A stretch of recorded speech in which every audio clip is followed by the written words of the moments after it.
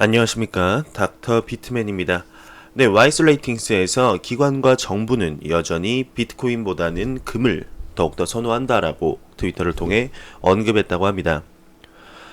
네, 과거에는 가치 저장 수단이 금이었지만 앞으로는 비트코인이 금의 역할을 할 거라고 믿는 사람들이 있지만 아직까지 금을 무시해선 안 된다라며 와이슬레이팅스가 트위터를 통해서 언급을 했다고 합니다.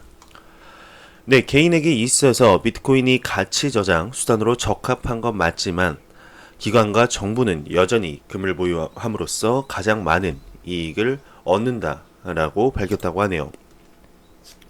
네, 그리고 골드머니닷컴에서 금이 비트코인보다 낫다라는 캠페인을 벌였다고 합니다. 네, 귀금속 기업이죠. 골드머니닷컴이 비트코인보다 금이 우수하다는 점을 투자자에게 강조하기 위해 인포그래픽과 백서를 제작했다고 합니다. 네, 골드머니닷컴을 비롯한 금 판매 업체들은 앞서 금 대신 비트코인을 사라는 그레이스케일의 드롭골드 트위터 광고에 자극을 받았다 이렇게 설명하고 있는데요. 네, 골드머니닷컴 설립자로 세백은 암호화폐 커뮤니티의 비전에는 공감하지만 그레이스케일의 드롭골드 광고는 명백한 판단 오류다 라고 언급이 나오고 있습니다. 네, 이렇게 금과 비트코인을 비교하는 굉장히 많은 기사들이 나오고 있습니다.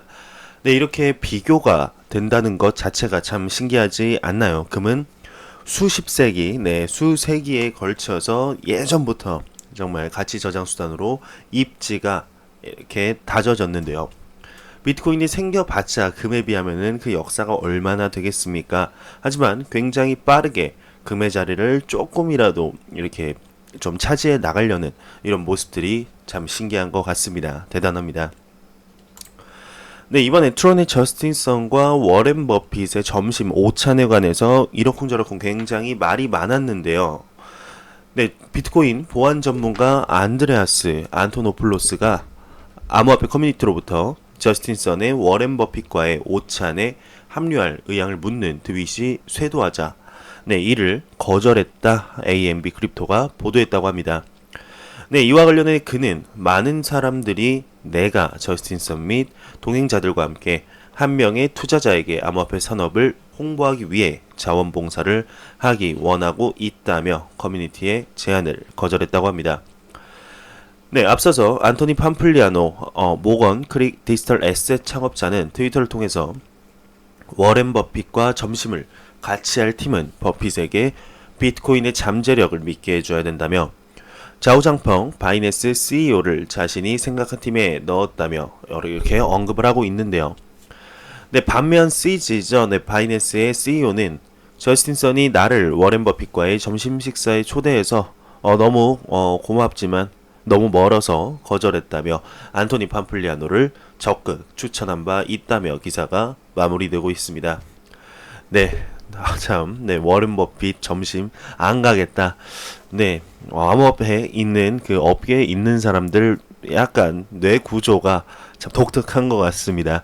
네, 다른 사람들은 워렌 버핏하고 점심을 먹고 싶어서 이렇게 안달이 나 있는 거에 반면, 네, 안토노플로스는 안 간다. 내가 왜 굳이 뭐 이렇게 자원봉사를 해야 되냐? 난 안 간다. 이런 네, 재밌는 기사였던 것 같습니다. 네, 암호화폐 전문 미디어죠. AMB 크립토에 따르게 되면 전 비트코인 이사장 브록 피어스가 네, 최근 인터뷰를 통해 암호화폐 생태계의 장점은 베어마켓이 모든 잘못된 시장 참여자들을 정리한다라고 전했다고 하는데요. 네, 그러면서 그는 블록체인의 미래를 긍정적으로 전망했다고 합니다. 그는 블록체인이 글로벌 금융 시스템에 민주주의를 도입하는 역할을 할 것이다. 이렇게 언급하고 있습니다. 네, CFTC가 이제 차기 위원장을 발표했다고 합니다. 코인데스크에 따르게 되면 크리스토퍼 지안 카를로 상품 선물 거래위원회 위원장이 상원 청문회에 참석해서 히스 타버트 재무부 고위관리를 차기 CFTC 위원장으로 임명한다 이렇게 발표했다고 합니다. 네, 이와 관련해 지안 카를로는 재임 기간 중 CFTC를 21세기 디지털 시장에 걸맞는 규제 기관으로 거듭나기를 바랬다며 히스타버트도 같은 생각을 가지고 있는 것으로 확인됐다. 이렇게 얘기를 하고 있는데요. 네, 히스타버스는 이제 지난해 말 도널드 트럼프 미국 대통령에게 차기 CFTC 위원장으로 지명된 바 있다면서 기사가 마무리되고 있습니다. 네, CFTC의 이제 차기 위원장이 제대로 이렇게 딱 시작을 했을 때, 위임이 됐을 때, 과연 디지털, 네, 이 암호화폐 시장에 어떠한 영향을 미치게 될까요? 긍정적인 영향을 미쳤으면 좋겠습니다. 네, 그러면서 미 SEC 위원장이 암호화폐는 주식, 채권과 다른 규제를 적용받아야 한다. 이렇게 언급했다고 합니다. 네, 일단은 ETF부터 승인이 났으면 좋겠습니다. 그러면서 암호화폐 전문 미디어죠. 코인데스크에 따르게 되면 미국 노스캐롤라이나 주 하원 테드 버드가 최근 암호화폐 과세 공정성 법안과 2018년 암호화폐 세법 등 두 가지 법안을 지지할 것을 촉구했다고 하는데요. 네, 이와 관련해 그는 블록체인 산업의 발전과 보안은 한 나라의 보안 문제로 직결된다면서 신흥 산업 발전의 위협으로 다가오는 불공정한 과세 방안을 해결할 수 있다라고 이렇게 기사가 마무리되고 있습니다. 네, 이러한 기사가 나왔습니다. 비트코인은 금융평등을 위한 궁극적 목표가 실패하였는가? 진위 개수 0.9 이상 과연 어떠한 내용일까요? 네, 암호화폐가 주류로 화려하게 진입함에 따라 전통시장은 암호화폐의 각 측면을 피아트 시장과 비교할 수밖에 없다고 합니다. 그러니까 피아트 시장이면 법정화폐죠. 네, 흥미롭게도 암호화폐에서 저명한 기술자 겸 비트코인 소프트웨어 개발자인 타마스 블룸머는 사용자들에게 공평한 시장을 제공하려는 암호화폐의 궁극적인 목표에 의문을 제기하는 정보를 발견했다고 합니다. 네, 블룸머는 생태계의 총체성을 고려해 진위 개수를 활용해서 비트코인 보유자들 사이에 부의 불평등한 분배를 측정해 최근 블로그 게시물을 통해 자신의 연구 결과를 공유했음을 AMB 크립토가 보도했다고 하는데요. 네, 블룸머는 비트코인의 사용자들의 부를 대표하는 큰 덩어리들은 핫 월렛 혹은 콜드 월렛에 있을 가능성이 높다고 언급하고 있습니다. 네, 그러면서 블룸머는 지난 100만 건의 거래에서 수집된 데이터를 기반으로 100만 건의 거래의 이동 창을 사용하여 다음과 같은 진위 개수를 계산했다고 하는데, 네, 이 진위 개수는 인구 분포와 소득 분포와의 관계를 나타내는 수치라고 하네요. 0은 완전 평등이고 1은 완전 불평등한 상태이며 수치가 클수록 불평등이 심화됐다. 그러니까 0부터 1, 이 사이가 이제 진위 개수가 1이 가까울수록 이제 불평등이 심화되고 0이 가까울수록 완전 평등이라고 하네요. 네, 그러면서 놀랍게도 계산된 진위 개수는 비트코인의 생태계 내의 부의 분포면에서 심각한 불평등을 보였다면서 블루머는 이는 현실 세계보다 더 심각하다 언급했다고 합니다. 네, 그러면서 이 연구 결과는 암호화폐의 기본적 목표와 그것이 어떻게 재정적으로 동등한 미래를 가능하게 할 것인지에 대해서 의문을 제기했다며 기사가 마무리되고 있습니다. 네, 그러니까 그거죠. 비트코인이 이렇게 평등 이런 걸 지향을 하는 것 같은데 진위 개수를 보면은 또 그거는 완전 아니다. 오히려 불평등이 현실 세계보다 더욱더 크다. 네, 그러니까 자본과 부익부 빈익빈 이 얘기를 하는 거겠죠. 네, 그러면 코인 마켓캡에서 가격 한번 보고 가도록 할까요? 네, F5번 눌러서 새로 고침해 보겠습니다. 네, 비트코인 같은 경우는 0.9% 하락을 하고 있네요. 이더리움은 0.1% 거의 횡보죠. 네, XRP 같은 경우는 3.6% 상승한 모습을 보여주고 있고, 네, 많은 가격의 상승이 있었던 비트코인 SV가 계속해서 하락을 하는 모습을 보여주고 있습니다.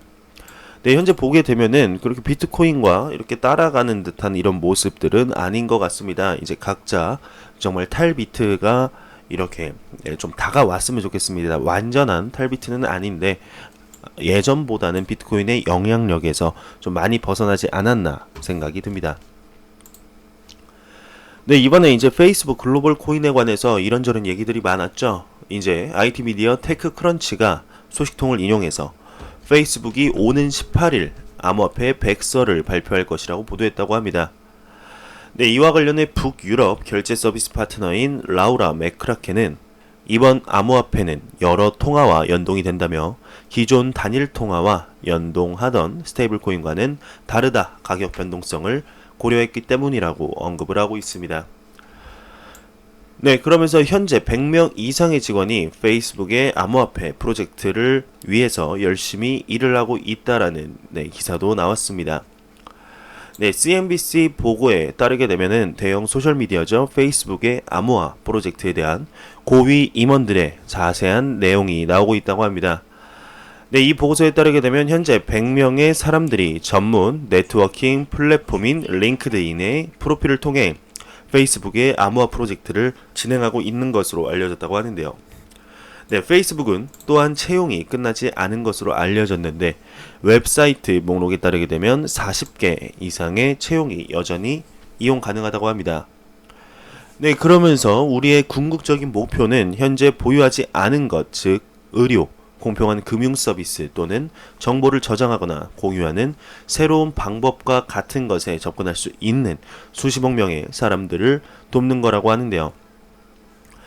네, 또한 페이스북의 개발자인 에릭 나카가와가 오픈소스의 수장이라는 타이틀을 차지할 것으로 알려졌는데 나카가와는 과거 파이토르 인공지능 소프트웨어 오픈소스 프로젝트를 주도했다며 나카가와는 앞서 2000년대 인기 유머 사이트 치즈버거를 가질 수 있을까의 창업자 겸 CEO로 활동을 했다고 합니다. 네, 무슨 사이트 이름이 치즈버거를 가질 수 있을까? 네, 뭐 아시는 분이 있으면 댓글 한번 달아주세요.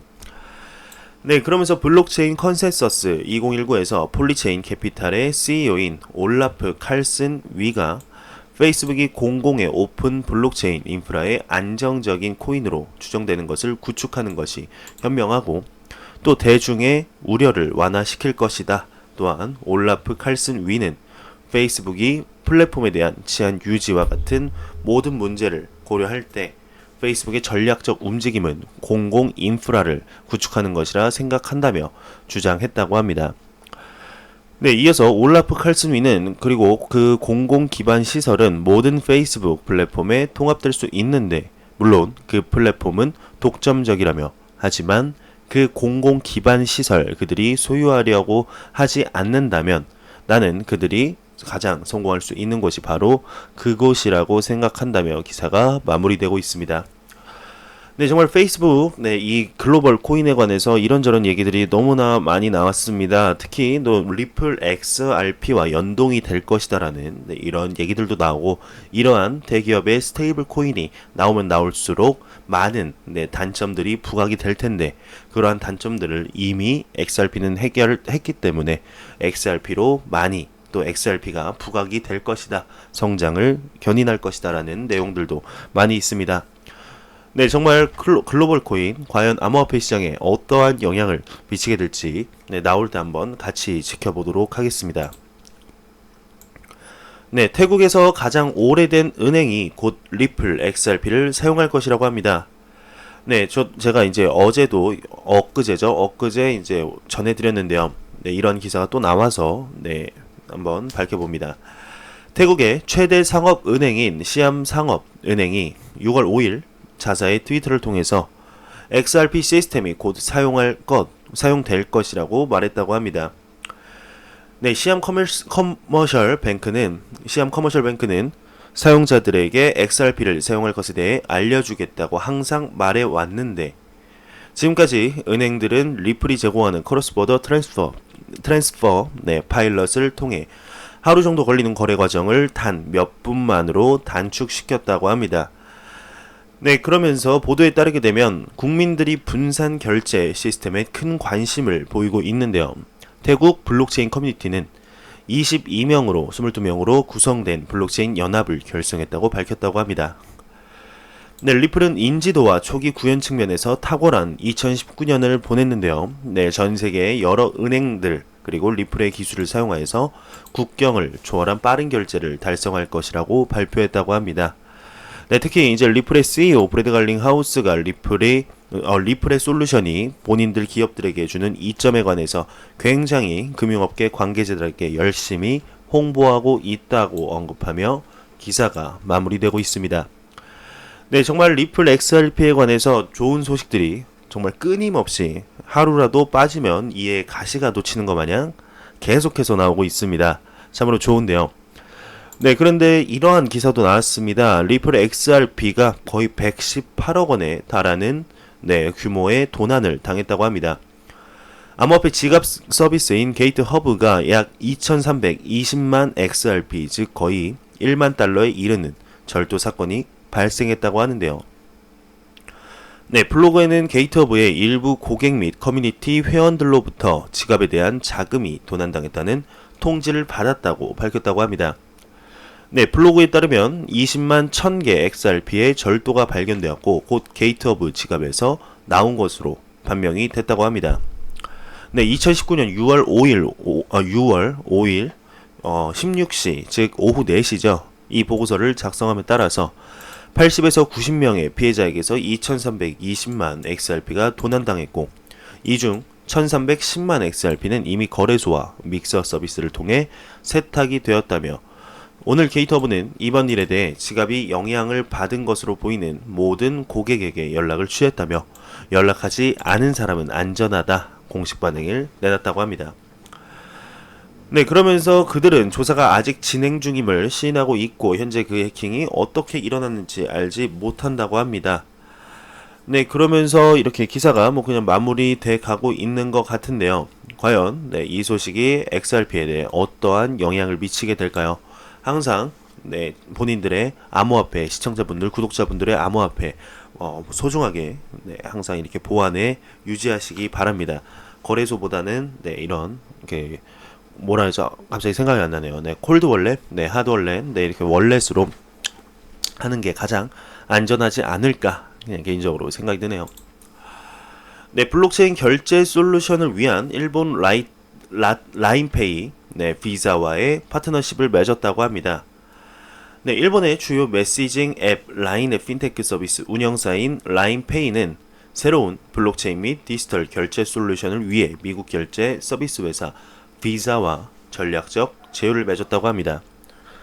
네, 2018년 4분기 기준 전 세계적으로 약 16억 6천만 장의 비자 직불 카드와 7억 8,100만 장의 신용카드가 유통되고 있다고 하는데요.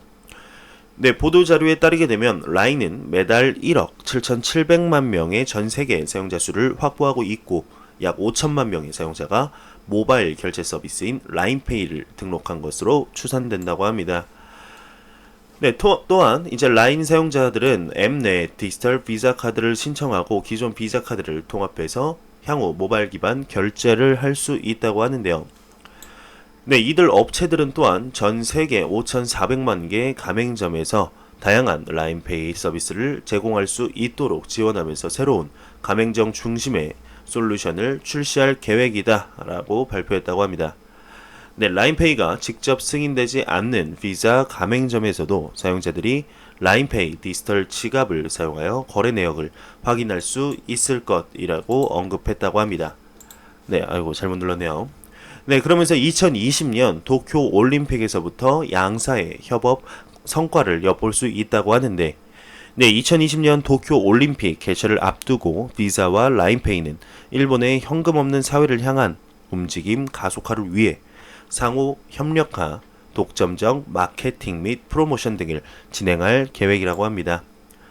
네, 앞서서 이제 2018년 자체 암호화폐를 구축한 일본의 라인이 회사의 사내 서비스 지향 블록체인 링크체인을 기반으로 한 링크코인 등 토큰 생태계를 지속적으로 개발해 왔다며 블록체인 네트워크는 또한 라인의 메시징 플랫폼에 직접 탈중앙화 어플리케이션을 적용할 수 있다면서 기사가 마무리되고 있네요. 네, 이 소식이 암호화폐 시장에 긍정적인 영향을 가져다 줬으면 좋겠습니다. 네, 미 유명 투자 중개사 대표가 비트코인 ETF 단기간 내 승인이 어렵다라고 언급했다고 합니다.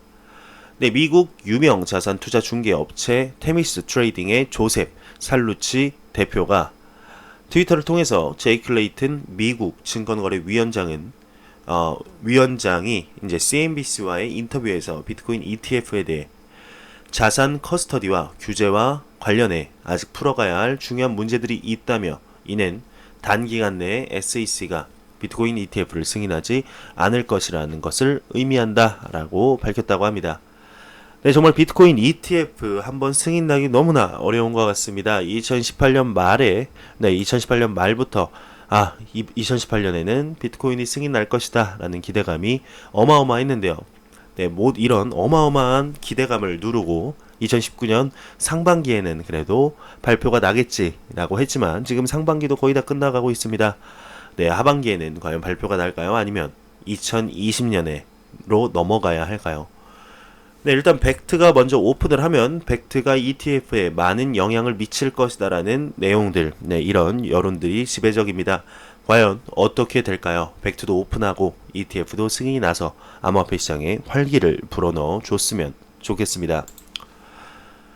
네, 저스틴 선이 중 미디어 트론 비즈니스 모델을 단단히 오해하고 있다라고 언급했다고 합니다. 네, 저스틴 선이 본인의 웨이보 계정을 통해서 중국 메이저 미디어들은 트론의 실질적 비즈니스 구조에 대해서 잘못된 인식을 가지고 있다고 하는데요.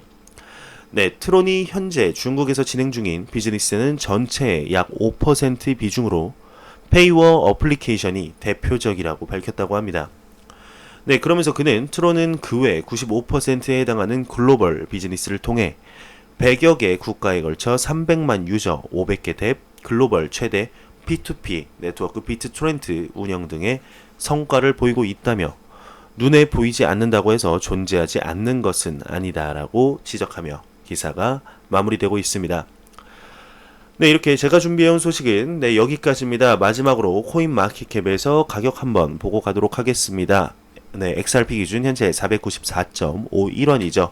F5번 눌러보겠습니다. F5번 눌렀는데 새로 고침이 지금 이루어졌죠. 네, 1원이 떨어졌습니다. 항상 새로 고침을 하면은 가격이 희한하게 떨어지는 것 같네요. 네, 제가 준비한 소식은 정말 여기까지입니다. 영상이 도움이 되셨다면 구독과 좋아요 그리고 광고 한 편만 처음부터 끝까지 수고했다는 의미로 시청해 주시면 감사하겠습니다. 이 채널은 오직 광고 수익으로 운영이 되게 됩니다. 네, 제 음성에 관한 이런 말빠르기에 관한 얘기들이 굉장히 많습니다. 그래서 오늘은 평소보다 조금 더 빨리 말을 해봤는데요. 네, 지금 말 속도 어떠신지 의견을 통해서 좀 더 빨랐으면 좋겠다. 이 정도 괜찮은 것 같아요. 네, 아니면 좀 더 느렸으면 좋겠다. 한번 댓글을 통해 의견을 보내주시면 어떻게 할지 적극적으로 반영을 하겠습니다. 네, 저는 다음 영상으로 찾아뵙도록 하겠습니다. 오늘 비 오는데 나가실 때 항상 우산 잘 챙기시고요. 저는 다음 영상으로 찾아뵐게요. 감사합니다.